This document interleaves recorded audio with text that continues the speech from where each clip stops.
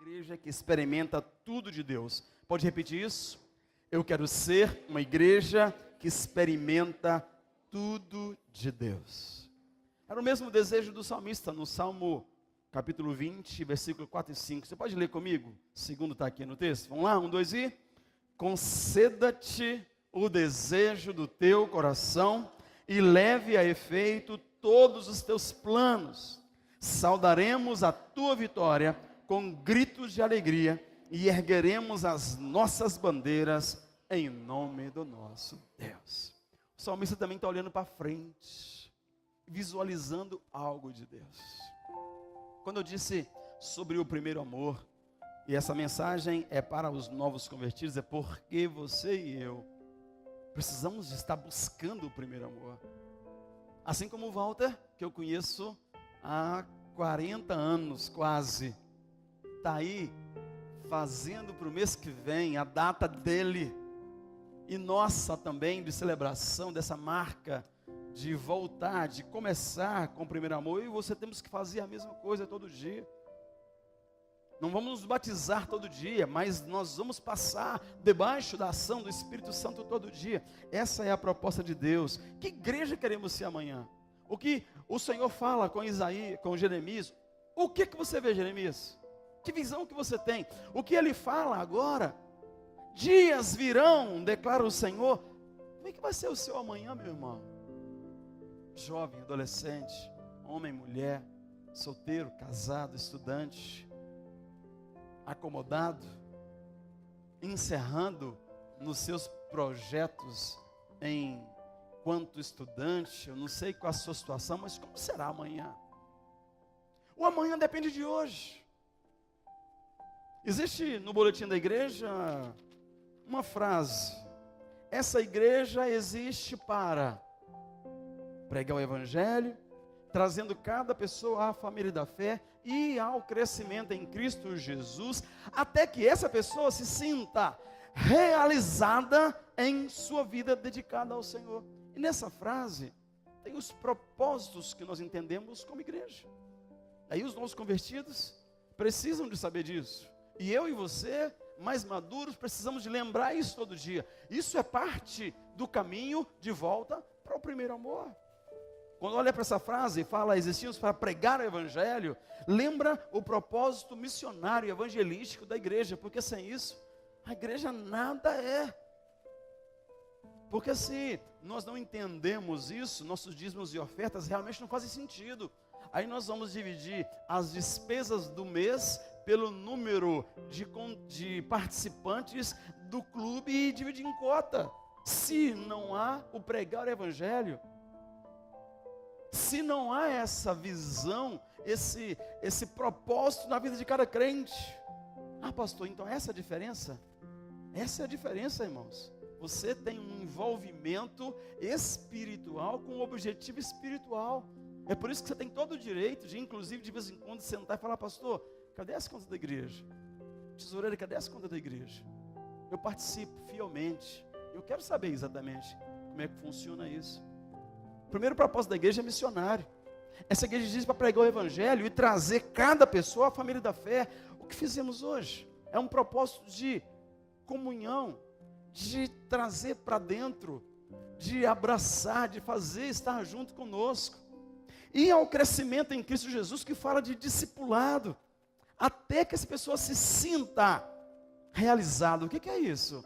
Fala de serviço, fala de um diácono, um líder de escola dominical, um líder de pequeno grupo, uma pessoa que recebe da igreja, que visita, que convoca, que prepara uma lâmina, que toca, que canta, qualquer que seja o que você faz, se sinta realizado, feliz. Deus me deu um dom e eu uso para a glória dele, em sua vida dedicada ao Senhor. Isso fala de adoração.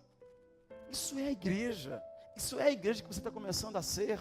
É a igreja que você foi listado hoje. É a igreja que você foi listado há 10 anos atrás, há 20 anos atrás, há 51 anos atrás. listado assim para isso, para pregar o evangelho, trazendo pessoas à família da fé, ao crescimento em Cristo Jesus, até que essa pessoa se sinta e seja realizada numa vida de adoração dedicada ao Senhor. Que valores? O que nos dá suporte? A Bíblia Sagrada, a oração, a fidelidade, o envolvimento desse povo.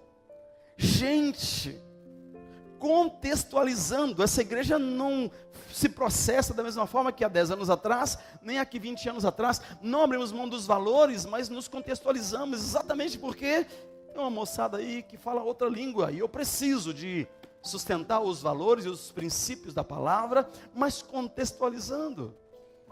Ah, pastor, porque aquele tempo era outro contexto, irmão.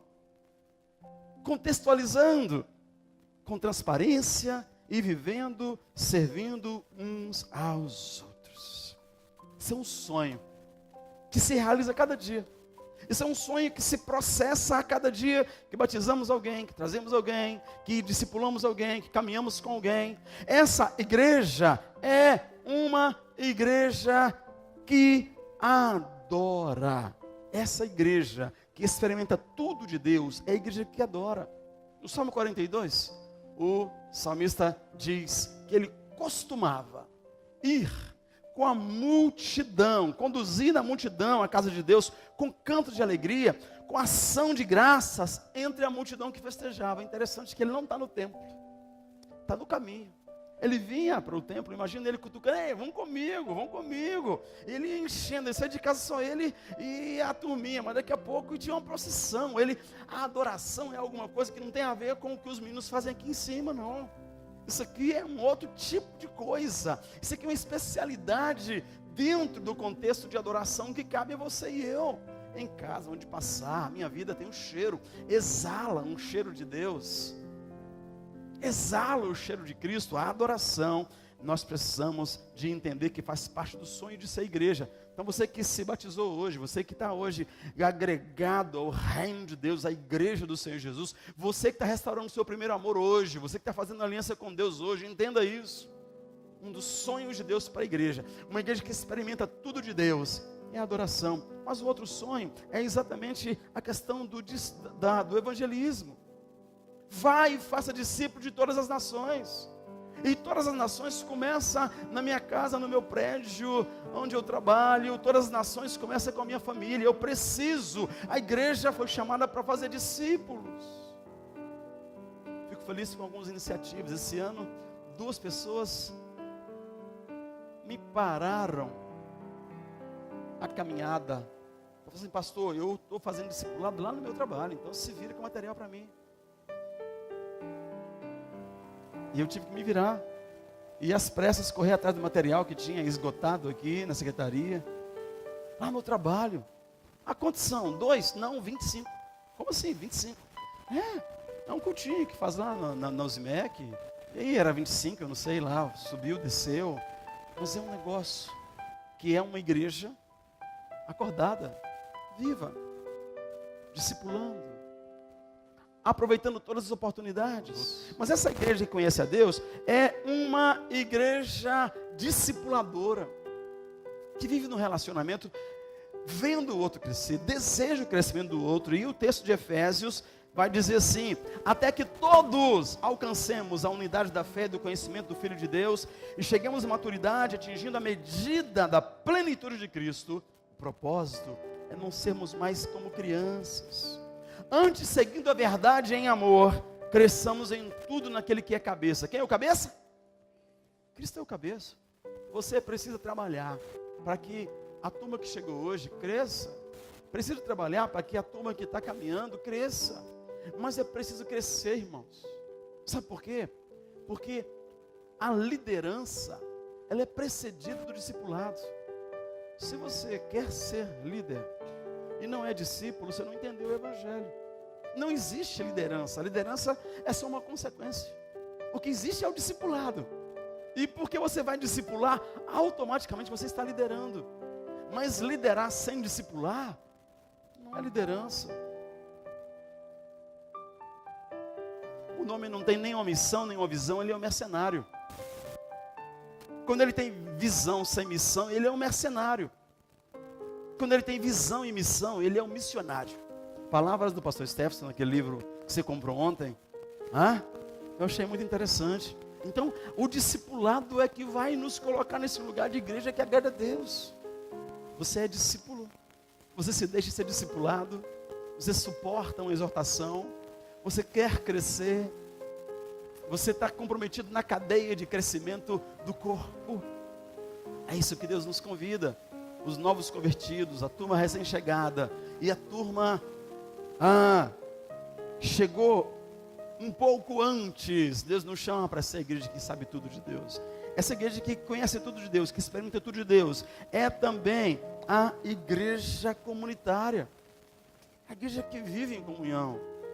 No cuidado mútuo. Lá no PG, o que é PG, pastor? Pequeno grupo. Essa igreja prima pelo pequeno grupo.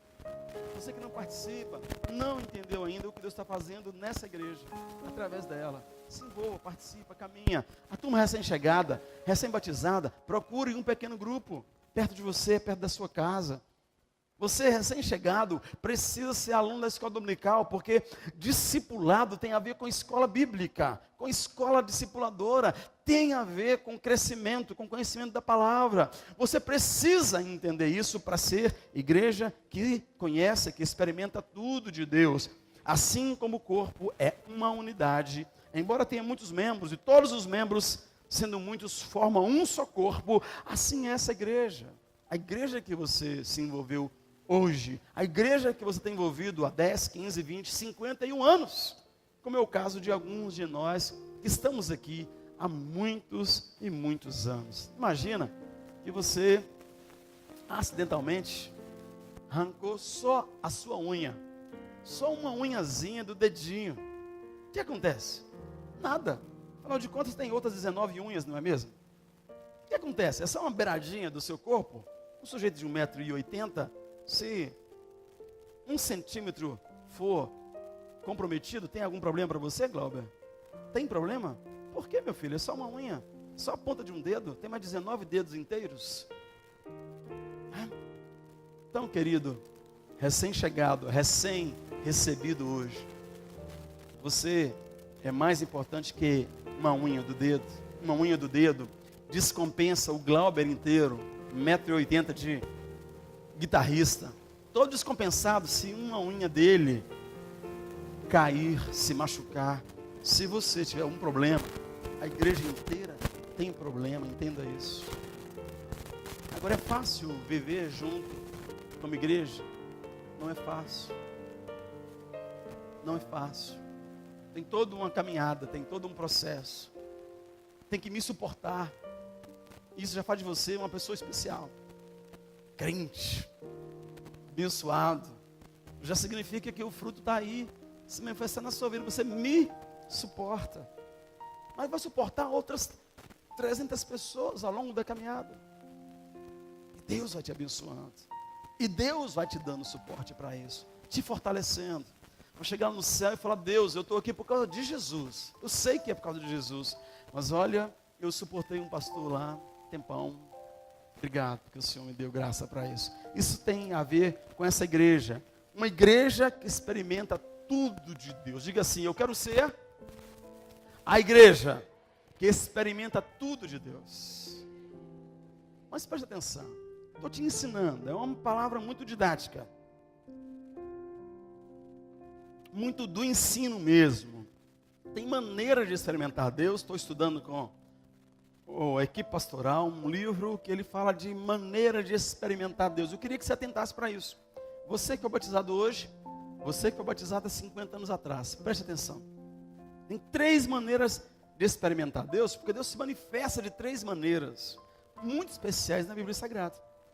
Ele é o Deus criador, sustentador de todas as coisas. Os céus e a terra existem pelo desejo, pela expressão da voz de Deus. Haja e houve, haja luz e houve luz, haja o firmamento, haja os luzeiros, e depois ele mandou que houvesse esse universo inteiro, e quando ficou tudo legal, prontinho, ele disse: haja aquele levita lá na terra, lá naquele pontinho do nada, eu vou fazer gente à minha imagem e semelhança. E ele fez. É um Deus verde, de uma cor verde, um Deus criador. Mas esse homem se rebelou contra Deus e se afastou da presença de Deus. E aí, ele se revela de novo, agora, na pessoa do seu filho Jesus.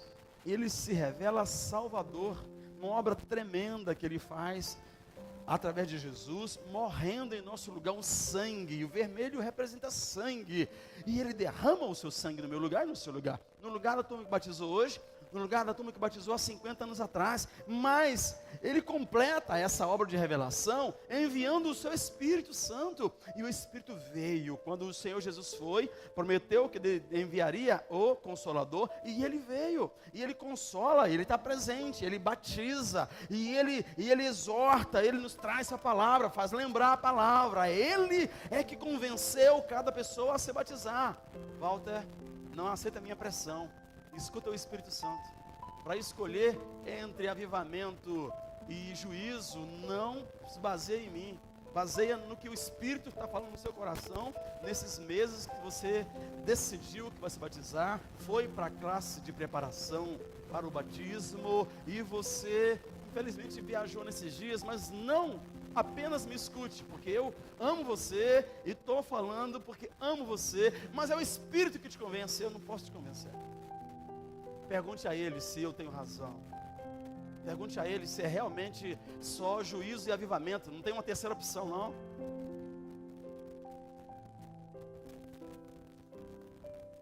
Avivamento é o que o Espírito faz. Mas o avivamento nos leva para uma ciranda missionária.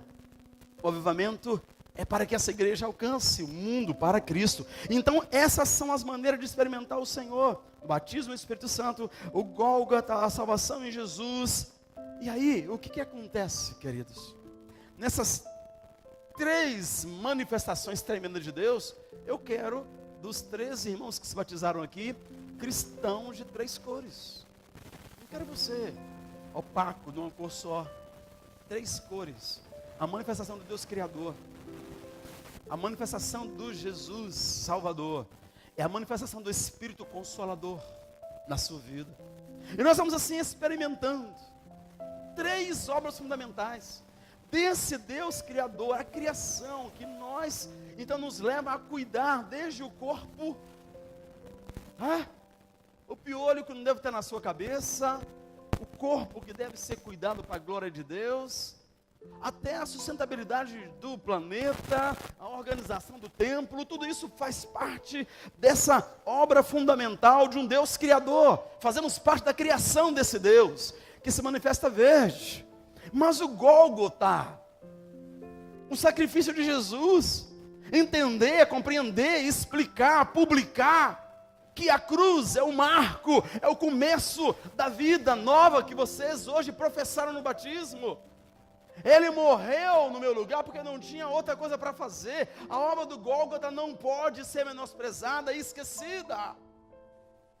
Mas depois, o Pentecoste, o poder. Recebereis poder ao descer sobre vós o Espírito Santo, sereis minhas testemunhas em Jerusalém, Judeia, Samaria e até os confins da terra. É para isso o Pentecoste. Mas além dessas 3 obras fundamentais, ataca 3 áreas da nossa vida. O corpo, criado por Deus, para a glória de Deus. Por isso não convém o pecado, não cabe o pecado. Por isso Paulo fala lá, você não vai enfiar o seu corpo numa prostituta e nem o contrário, num prostituto, porque você é santo, separado por Deus. As palavras dos seus lábios, cantamos agora, o meditar do coração, é santuário de Deus. Então nós temos 3 áreas para trabalhar, uma área verde, saúde. Tem uma expressão do Velho Testamento que nos exorta a cuidar do corpo de alguma forma, porque 100 anos tinha que ser a média de crente morrer, sabia? Por que morria antes? Vários motivos. Quando é para a glória de Deus, quando Tiago perde o pescoço no início do evangelho, melhor ainda. Quanto mais novo morrer, melhor. Mas muitas vezes morremos por causa do pecado. Muitas vezes morremos porque nós não compreendemos que todas as áreas da nossa vida são para a glória de Deus. Então o verde, o corpo, mas e a alma? Esse lugar tão especial do sentimento, da emoção, da escolha. É bem na alma que o Walter vai decidir se o que o Espírito está fazendo na vida dele vai continuar ou não. Deus não dá para separar o que é espiritual, o que não é espiritual. Tudo na sua vida é espiritual. Aquela maquininha ali, metida, esperta, é espiritual, Glauber. Você não pode achar que aquela maquininha é menos espiritual do que o livro na sua mão. Porque se fosse só um livro, a letra mata. É o Espírito que vivifica.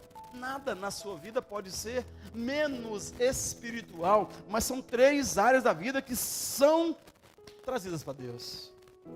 E aí, 3 conversões que vocês hoje publicaram. Uma conversão para Cristo, uma conversão vermelha, olhando para a cruz e entendendo que Ele nos substituiu.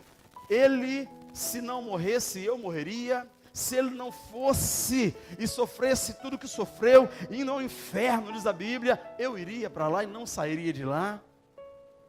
Uma conversão a Cristo, vermelhinha, vermelhinha. Uma conversão à igreja, que o Espírito que faz, nos enchendo do Espírito Santo, e cheio do Espírito Santo, de casa em casa, cuidando uns dos outros, perseverando na doutrina dos apóstolos. Mas essa conversão a Cristo, que nos converte à igreja, nos leva de volta ao mundo. Como? Como missionários. Nós somos convertidos de novo ao mundo. Nós voltamos para casa. E o gadareno falou: Senhor, eu quero ir com você, eu quero ir com essa turma. Não, volta para casa. Lá onde você fez tanta roaça, quebrou tanta coisa, volta para lá, testemunha lá do que o Espírito fez, do que Cristo fez. Mostra lá a nova vida, mostra lá o novo corpo, o novo espírito, nova alma. E além de tudo isso, esse cristão de 3 cores sofre influência de 3 autoridades. Nós estimulamos a turma para estudar. Alguém falou hoje, não sei aonde que eu ouvi, pedindo oração por alguém que foi para a faculdade. Não tem 1 ano que foi para a faculdade, já está dizendo que Deus não existe. Não sei onde eu ouvi isso. A ciência tem força. É uma autoridade que influencia a nossa vida. Mas será que a ciência resolve os problemas da alma, do espírito, do próprio corpo?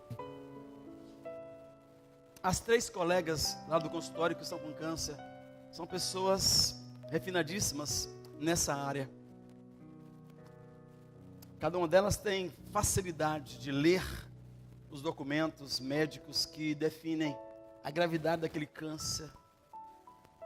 A autoridade da ciência, irmãos, estudantes, queridos, queridas, tem que ser respeitada, porque faz parte do verde, da criação, de tanta coisa para descobrir.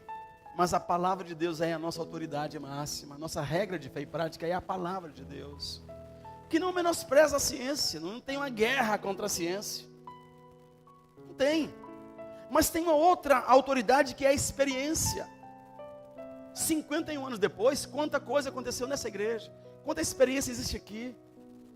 Essa experiência vem azulzinha, porque fala também do Espírito Santo. Quanta experiência com o Espírito Santo. Mas o que acontece, queridos?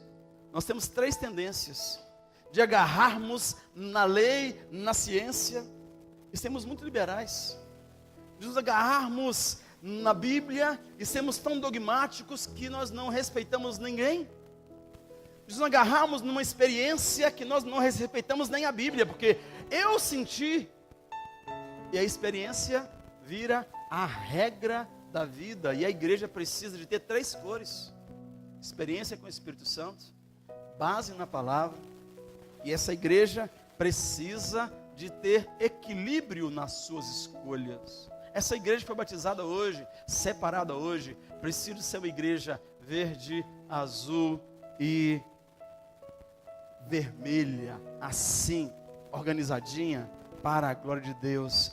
E aí, eu quero terminar dizendo que tudo isso que eu falei, ensinando vocês, a igreja de Jeremias fugiu de tudo isso.